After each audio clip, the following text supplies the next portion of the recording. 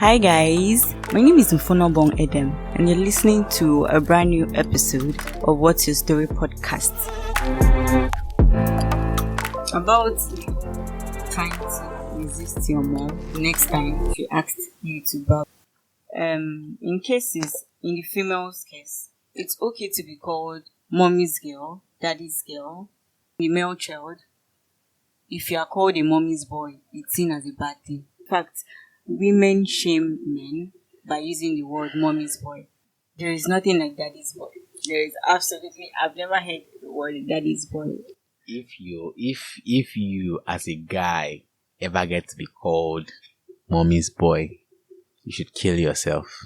You'd think of killing yourself as a mommy's boy. Firstly, movies send subtle messages to our mindsets.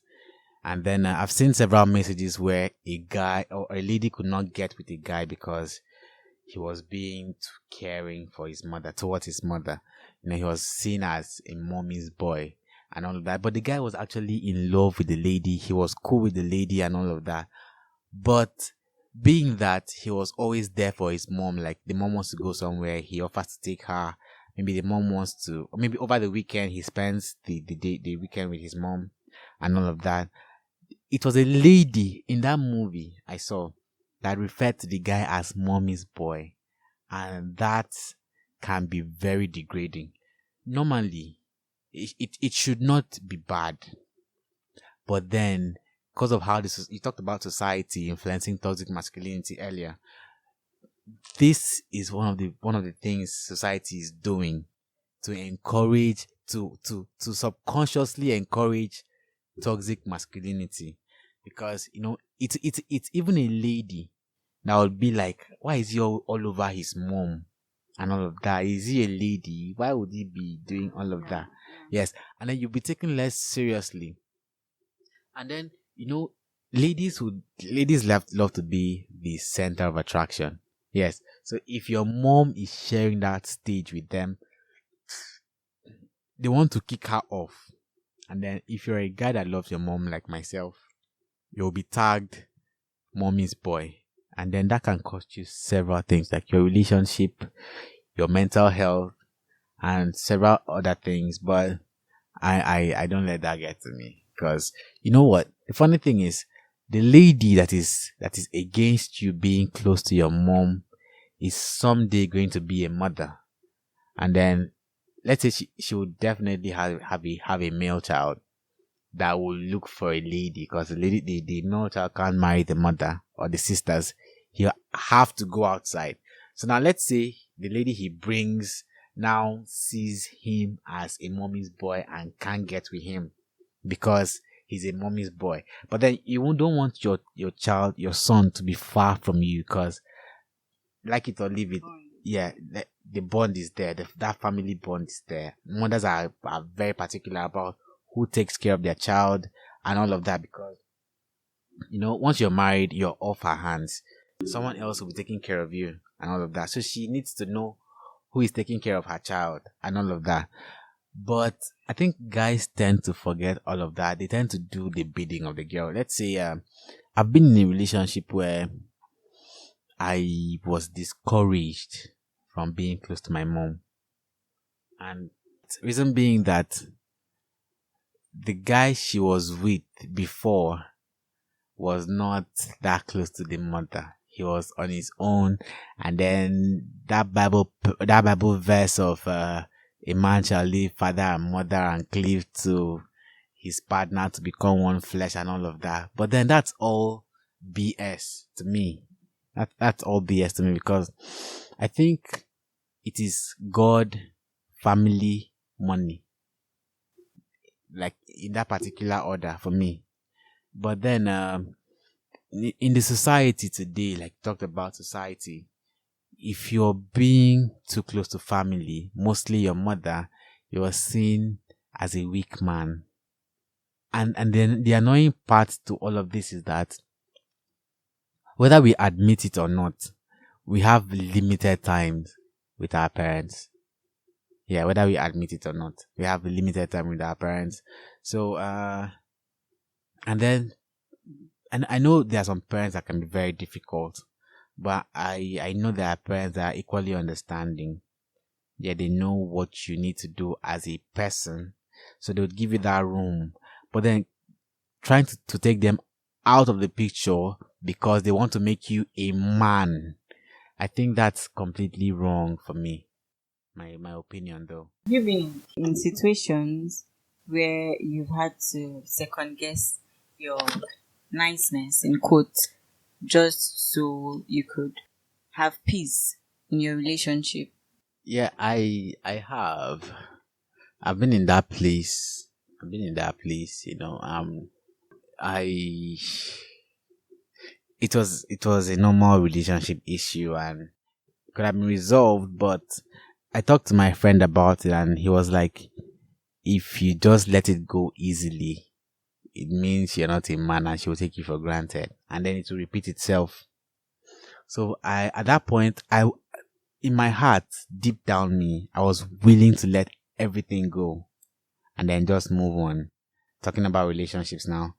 But then when I heard that story from that guy, it changed everything. I had to become tougher, more difficult, and unreasonable. Yeah, I would say that now. But as at the time, I did not think I was being difficult. I did not think I was being unreasonable. I thought I was being a man. Yes, but after everything, everything eventually passed away. But after everything, I discovered I was being too difficult and unnecessarily difficult. Unnecessarily. Yeah. So, and then, people treat this thing, it is given a tag in your recording. You call it toxic masculinity. You give it a tag, but then it doesn't have a tag in the society. It doesn't have that toxic masculinity tag in the society. It has this be a man tag in the society. Man up. That's the word. It has that tag in the society. And then it sounds less harmful that way. It sounds less harmful, but it is actually very harmful. Very, very harmful. That's my opinion though. You said a lady slapped you once. Yeah, she hit. I Yeah. prefer the term hit and Oh. slap. Okay. Let me rephrase it. The lady hit you Yeah, she did. and you didn't react. Going back to the house, like rethinking the whole scenario again, did you berate yourself? I should have responded. I should have, be a man. Little bit toxic. On a lighter note, she hit me in my house. So there was nowhere to go back to.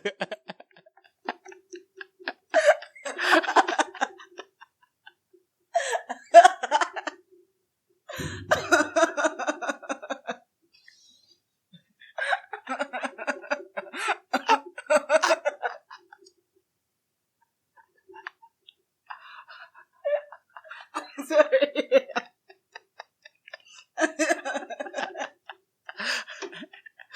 Yes. Okay.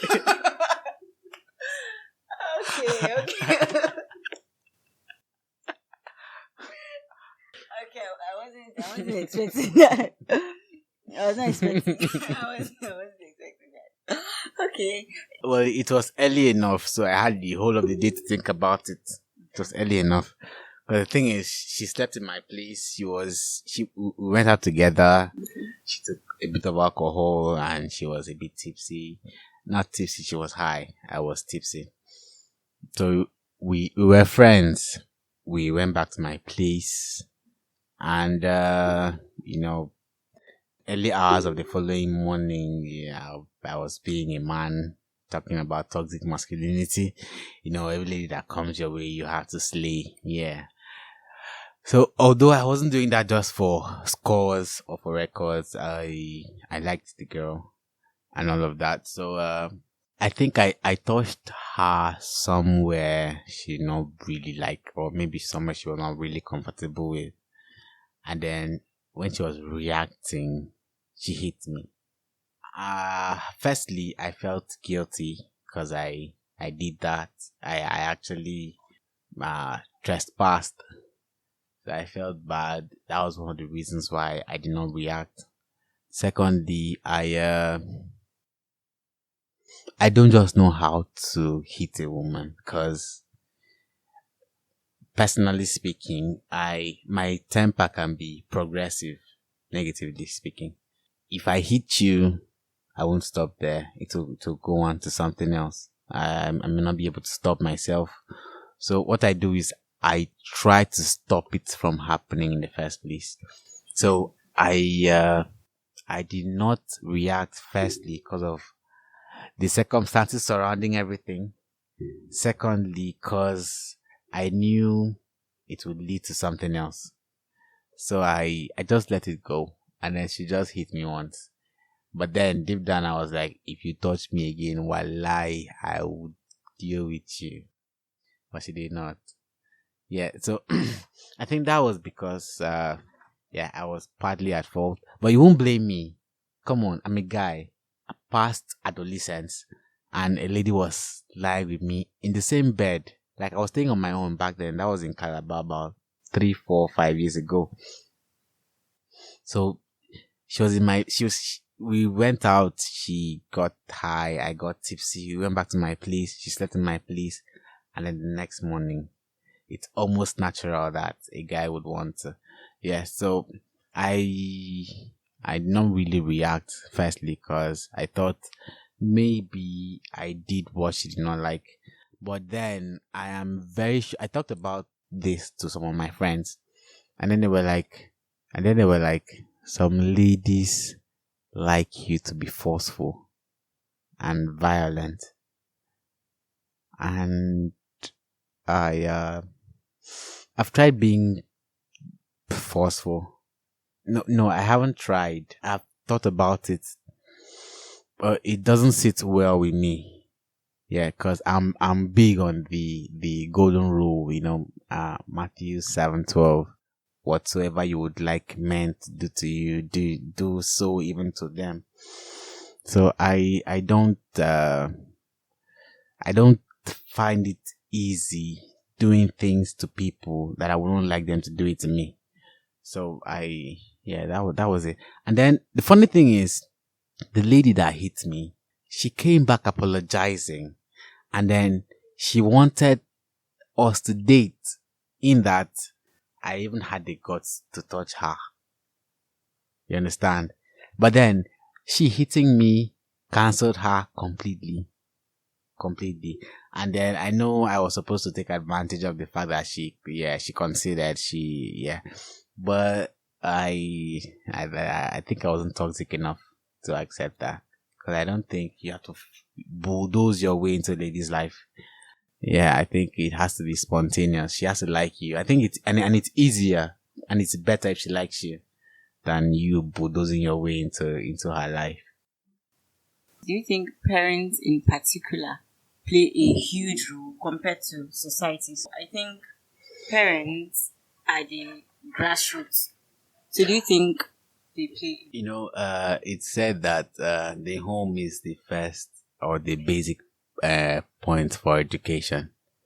Yeah, so I think the home has like a very big role to play in any child's life, in any and every child's life. The parents have a role to play, and then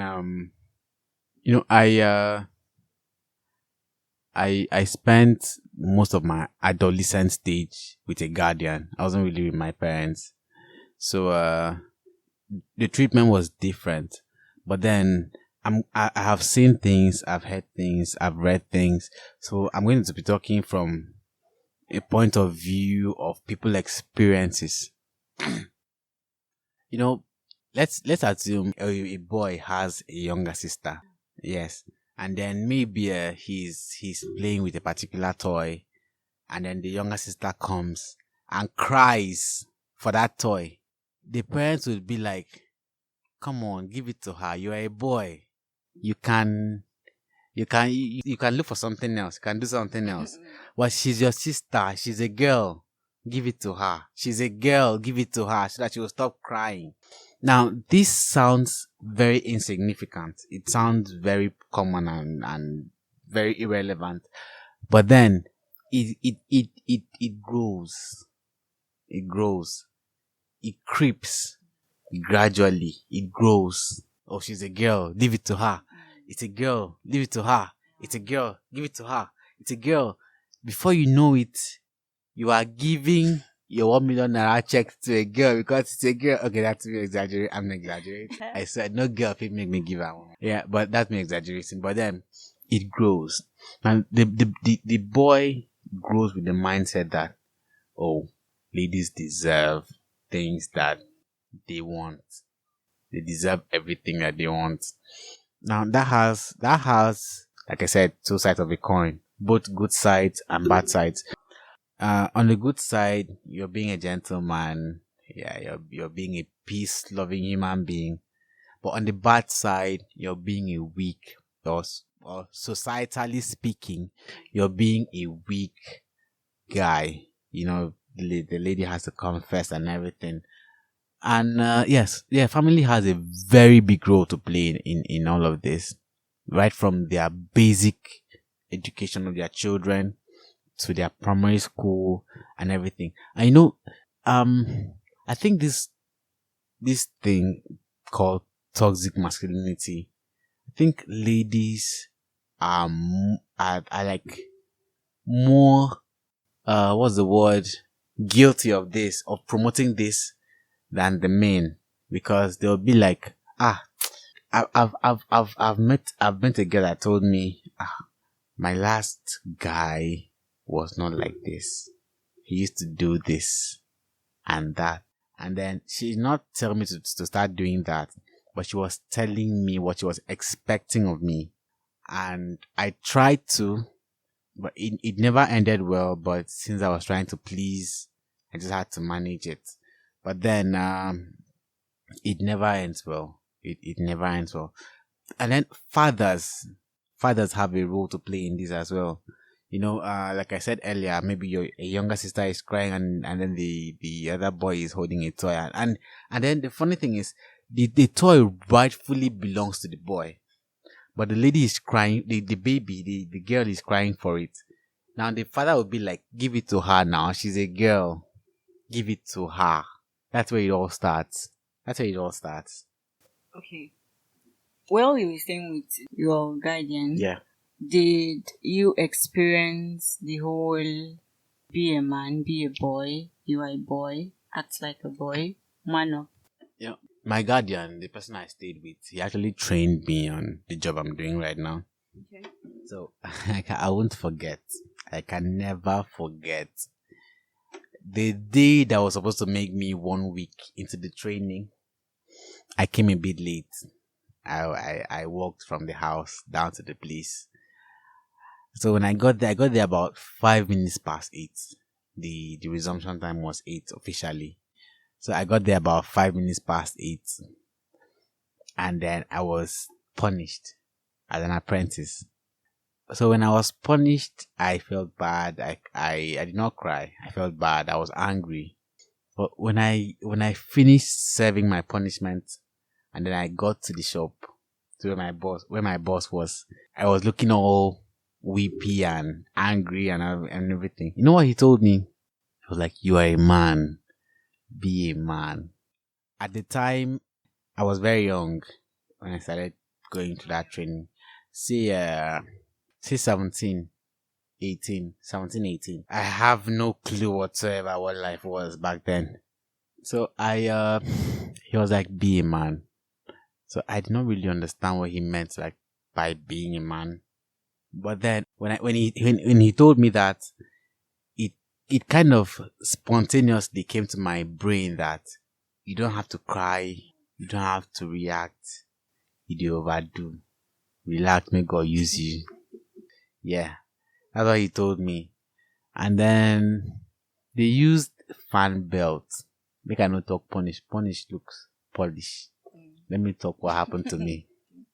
They used a fan belt. It's in a car. It links several things in the car. It's like a belt and it's tough. Yeah. For a belt to be powering an engine that is made up of metal, you should know that belt is strong. They used that fan belt in whipping my black ass 6 different times in a day.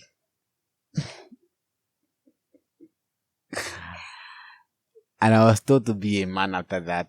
All the manhood in me was drained that morning, but my boss was like, be a man. And I had to be a man. I had to stop crying. I had to keep all the pains under wraps. And I had to just move on with life as if nothing happened. But then something actually happened. And then, like I told you when we started, about something that made me cry. Oh, not cry, shed tears. And then Even saying the word crying, yeah, it sounds somehow awkward to to it's me. not supposed to be so. It's not supposed to be, but then it does. It does sound awkward to me. Yeah. So I felt weak. I felt feminine, but I'm not going to lie to myself. I felt relieved when I cried. Not like cried, like sulking in tears and just wallowing in self-pity and guilt and everything. No, not that kind of crying, but just saying something and then the thoughts of the thing, the implications, the possible outcomes just make you weep. Yes, I had that and I felt very relieved. I shed tears, although after shedding the tears, I slept off. Yeah, I can't remember what that particular situation was, but after the tears, I slept off. But when I woke up, believe me, I felt strong. I felt okay. I felt energized. Like I felt like like an opportunity of being a human being opened up to me. Yeah, I felt like I could be a human being like that day, and yeah, I think I had a very good day that day. I did. You said your last, I don't know if it was the last relationship, but you said something about the girl telling you to do this and that. What was the this and the that? Okay, well, she wasn't really telling me to do this and that. She was more like, the guy used to do this, he used to do that. I was actually in a distant relationship. So, the girl in question, her ex was, say 30 minutes to 1 hour away from her in terms of where he and she lived. So they were seeing often. So the guy had different reactions to different things. You know, let's say she wants to go out and then the guy doesn't allow her. Let's say a friend wants to take her out. Then the guy would be like, where do you want to go to? Stay in the house. And she would stay in that house. Now, when she was with me, I would be like, okay, so long as you're not doing anything funny, you can go. And then I never knew that was my downfall. I was actually being weak as a man. And I never knew that at the time. I was just being, yeah, no problem, go, I trust you, go. Because I know how I am over here. I'm not mingling, I'm not doing anything. So no problem, just go. But over the years, this very girl I'm talking about, today is what, Friday, right? Yeah. She'll be 2 weeks old in marriage. Yeah. How ironic can that be? In a way, I am for and against toxic masculinity. I need to find out which one outweighs the other. But I know I am somewhere in between. Because in a way, ladies tend to, like I said earlier, ladies tend to make men become more toxic than they are or they are supposed to be. You know, due to bad experiences, they tend to perceive every guy in that light, and then if a guy is not doing all of that, they tend to see the guy as being a weakling, and yeah, it's just endemic in the society. So now that you know better, would you say you tend to show emotions more, tend to be a little more empathic, maybe also try not to suppress your pains. I would say I haven't tried to be more empathic. Empathy is a natural thing. Human beings are empathetic.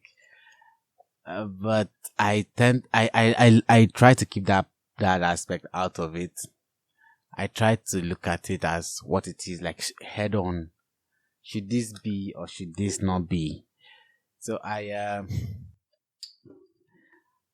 think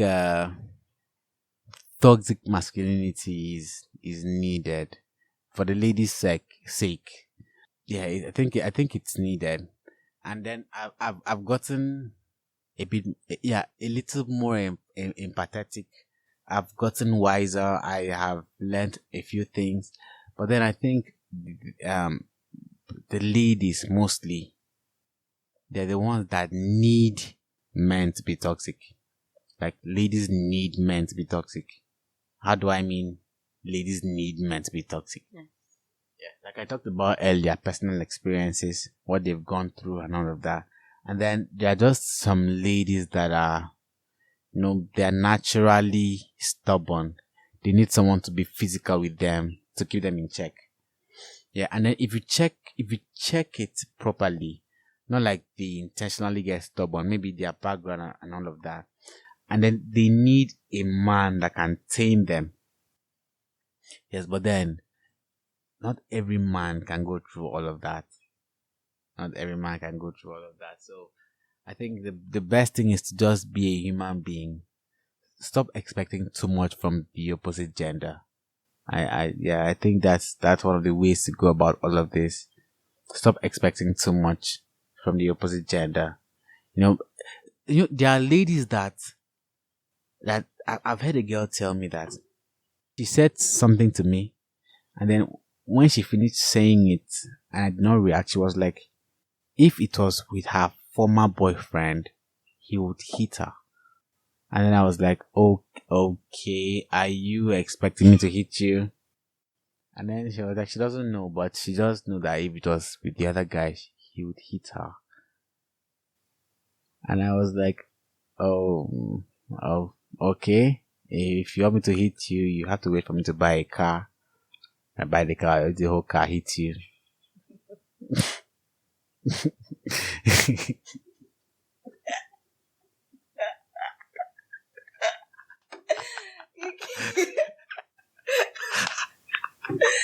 Okay. Okay. Yeah, in summary, I think I said this at the beginning of the show. I said toxic masculinity is demonic. It should be looked at for what it is. It's a common denominator in most of the gender-based violence we see. Not just gender-based, but the violences we see. Let's say during the SARS, I'm sure there are very many people that were forced into that protest, unlike some that went there willingly. Some were there willingly and wholeheartedly, but some were coerced into doing that because they were told, you don't want to come, you say you know be woman, you know be man, now woman you be, and all of that. Yeah. So I think people should be allowed to follow their instinct, to do what they want to do per time, and to just live and let live. Everybody must not be toxic. Yeah. But if you have to be toxic to have ladies, I'm going to be toxic.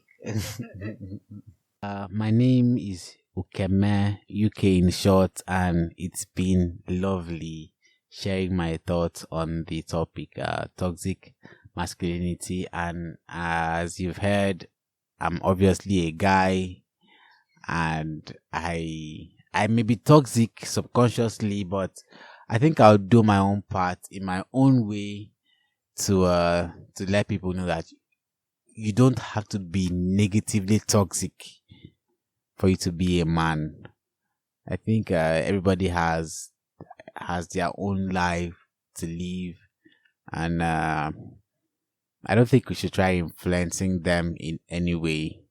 I think that's one of the steps we need to take if we are to banish this toxic masculinity threat in our environment, because it is really causing serious damages, knowingly and unknowingly.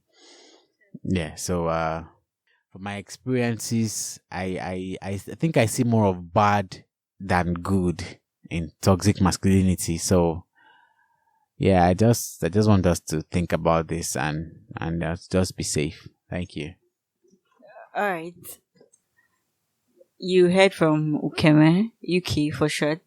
So please, from the little discussion we've had, apart from society and family, it's like my gender, we play a major role in enhancing the whole toxic masculinity thing. So please, our mental health is important, and it's not gender based. We shouldn't prioritize a particular gender over the other just because we perceive them. We are supposed to perceive them to act a certain way, be a certain way. So please do well to read up about toxic masculinity, and please, maybe in your own way, yes, try to discourage it. Thank you so much for listening, and please do well to subscribe to our channel and share to other social media platforms.